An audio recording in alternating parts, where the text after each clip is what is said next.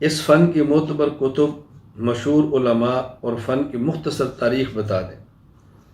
دیکھیے اس فن میں چند کتب ہیں۔ الرسالہ فی المناظرہ، امام یوسف بن ابی بکر بن محمد، وفات 626 ہجری۔ آداب البحث والمناظرہ، امام محمد بن اشرف السمرقندی، وفات 690 ہجری۔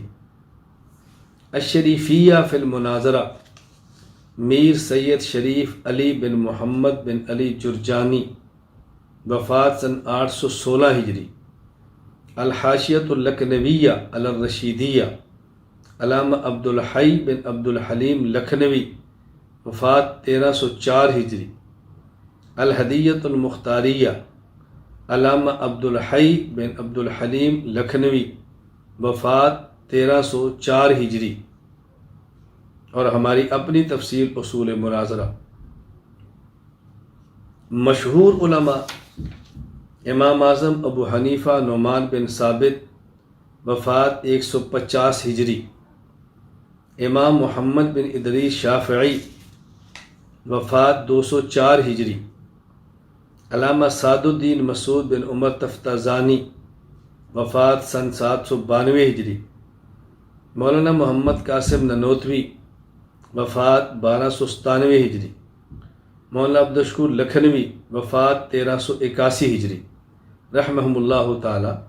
اور ہمارے ماضی قریب کے بہت جید علماء تھے، حضرت علامہ ڈاکٹر خالد محمود رحمہ اللہ تعالی، گزشتہ سال ان کا انتقال ہوا ہے 1441 ہجری۔ حضرت رئیس المناظرین حجت اللہ فی الارض مولانا محمد امین اکاڑوی نور اللہ مرقدہ، ان کا انتقال تقریباً آج سے کوئی 20 سال پہلے ہوا ہے۔ اس فن کے بے تاج بادشاہ تھے، اس فن کے بے مثال عالم تھے۔ حضرت اکاڑوی رحمہ اللہ کو سنا کریں، تحریرات پڑھا کریں، انشاءاللہ فن میں آپ کو دلچسپی ہوگی۔